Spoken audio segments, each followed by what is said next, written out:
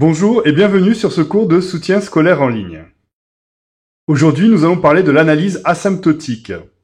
Et plus particulièrement, nous allons travailler sur des méthodes qui vont te permettre de déterminer le développement limité à l'ordre 3 en 0 de la fonction qui à x associe sinus x fois cosinus x, en effectuant la somme et le produit de développement limité connus.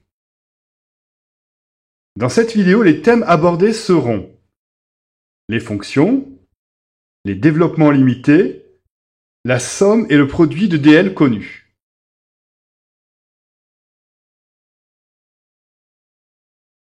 Dans cet exercice, nous allons déterminer le développement limité à l'ordre 3 en 0 de la fonction qui à x associe le produit entre sinus x et cos x.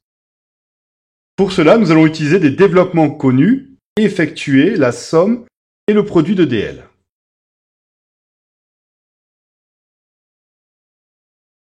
Le développement limité à l'ordre n en 0 de la fonction qui à x associe exponentielle x est exponentielle x est égal à 1 plus x que divise 1 factoriel plus x2 que divise 2 factoriel plus x3 que divise 3 factoriel plus x puissance 4 que divise 4 factoriel jusqu'à x puissance n que divise n factoriel plus un petit rond de x puissance n. Pour obtenir le développement limité à l'ordre n en 0 du cosinus, on peut réutiliser donc ce développement limité de la fonction exponentielle. En effet, cosinus x est une combinaison linéaire d'exponentielle divisée par 2. Par conséquent, en remplaçant x par ix dans le premier développement limité ici, et ensuite en faisant une trancature au degré 3, donc on s'arrêtera ici, on obtient cette expression-là. Exponentielle ix est égal à 1 plus ix que divise 1 factoriel, plus x au carré que divise 2 factoriel, plus x puissance 3 que divise 3 factoriel, plus un petit rond de x puissance 3. En développant cette expression, je rappelle que i carré c'est égal à moins 1, et que i puissance 3, eh bien c'est i carré fois i, donc c'est moins i. Par conséquent, en simplifiant, on obtient ceci. Et ensuite, en remplaçant x par moins ix, toujours dans l'expression de l'exponentielle ici, puis en faisant une troncature au degré 3, on obtient l'expression suivante. Exponentielle moins ix, c'est moins ix, entre parenthèses, plus moins x au carré, plus moins x puissance 3, plus un petit rond de x puissance 3. En simplifiant l'expression, on obtient ceci. Et donc nous venons, et on peut encore simplifier cette expression, on le fera par la suite, mais nous venons d'obtenir donc nos deux termes, donc exponentielle ix et exponentielle moins ix, qui sont donc ces deux termes-là, ici, et qui vont donc nous permettre de déterminer le développement limité du cosinus x.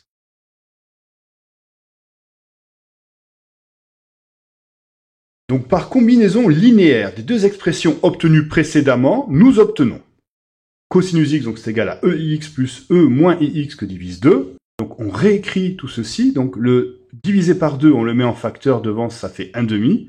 Et ensuite, on écrit le DL qu'on a obtenu pour EIX et le DL qu'on a obtenu pour exponentielle moins IX. Donc ici pour le premier, ici pour le deuxième. Et ensuite, on fait le petit rond de x puissance 3. Ça veut tout simplement dire que notre DL sera limité au degré 3.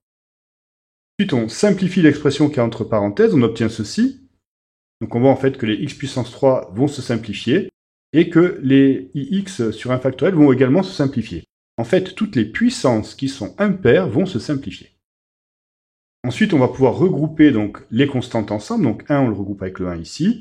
Et la puissance avec son coefficient x carré, on va le regrouper avec le x carré ici. Et on obtient ceci. En distribuant ensuite le 1/2, on obtient cela. Et donc, nous venons de déterminer le développement limité à l'ordre 3 en 0 du cosinus x. Nous utilisons maintenant la même méthode pour déterminer le développement limité du sinus x. Pour cela, on va utiliser donc une combinaison linéaire de DL obtenue précédemment et tronquée à l'ordre 3. En effet, sinus x, c'est quoi? C'est EIX moins exponentielle de moins IX que divise 2i.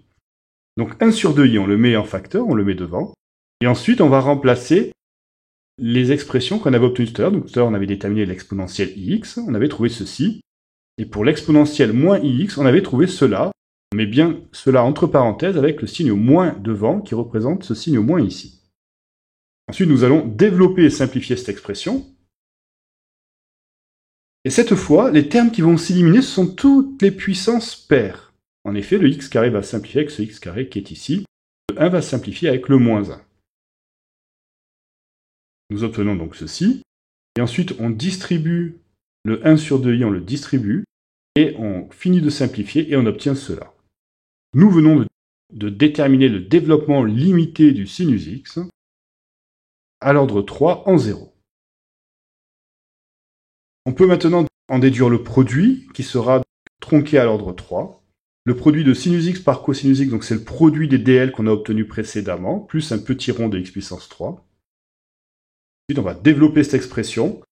Le x que divise un factoriel, on va le distribuer sur la première parenthèse. Comme on ne dépasse pas le degré 3, on garde tous les termes. Par contre, le deuxième terme, donc le moins x puissance 3 qui divise 3 factoriel, on va le distribuer également sur le deuxième terme. Or, x puissance 5 fois x puissance 2, ça va être égal à x puissance 5. On dépasse le degré 3. Par conséquent, on ne gardera pas le dernier terme. Et on va juste dire donc, que c'est moins x puissance 3 qui divise 3 factoriel fois 1. On finit de simplifier et de développer. Et nous obtenons, pour dl, cette expression suivante. Donc le développement limité à l'ordre 3 en 0 de sinus x fois cosinus x, c'est égal à x moins 2 tiers de x puissance 3 plus un petit rond de x puissance 3. Nous pouvons également utiliser une autre méthode. Il faut se rappeler des formules trigonométriques. En effet, une fois que tu as déterminé donc le développement limité à l'ordre 3 en 0 du sinus x, à partir du dl de la fonction exponentielle, tu peux utiliser cette formule suivante. En effet, sinus x est égal à x qui divise 1 factoriel moins x puissance 3 qui divise 3 factoriel, plus un petit rond d'x puissance 3, nous l'avons démontré tout à l'heure. Tu remplaces maintenant, alors avant de remplacer, tu te rappelles de cette formule que sinus de 2x, c'est 2 fois sinus x fois cosinus x. Toi, c'est juste ce terme-là que tu veux conserver, donc le 2, tu vas le faire passer de l'autre côté. Donc sinus x fois cosinus x, c'est 1/2 de sinus de x. Donc on va remplacer dans l'expression du sinus précédente x par 2x dans le développement limité à l'ordre 3 en 0, qu'on a déterminé précédemment, et on va obtenir cette expression-là. Cette expression, on peut la simplifier. Et après simplification, nous obtenons ceci, c'est-à-dire le même résultat que nous avons déterminé tout à l'heure.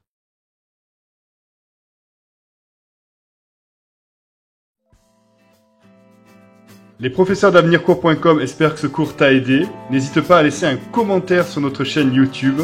Nous te souhaitons une bonne préparation pour ta prochaine évaluation. Si tu as d'autres exercices que tu ne comprends pas, tu peux faire une demande d'adhésion à notre groupe Facebook sur www.facebook.com/groupe avec un S/soutien scolaire gratuit et demander de l'aide à l'un de nos professeurs. C'est un service qui est gratuit. À très bientôt sur avenircours.com.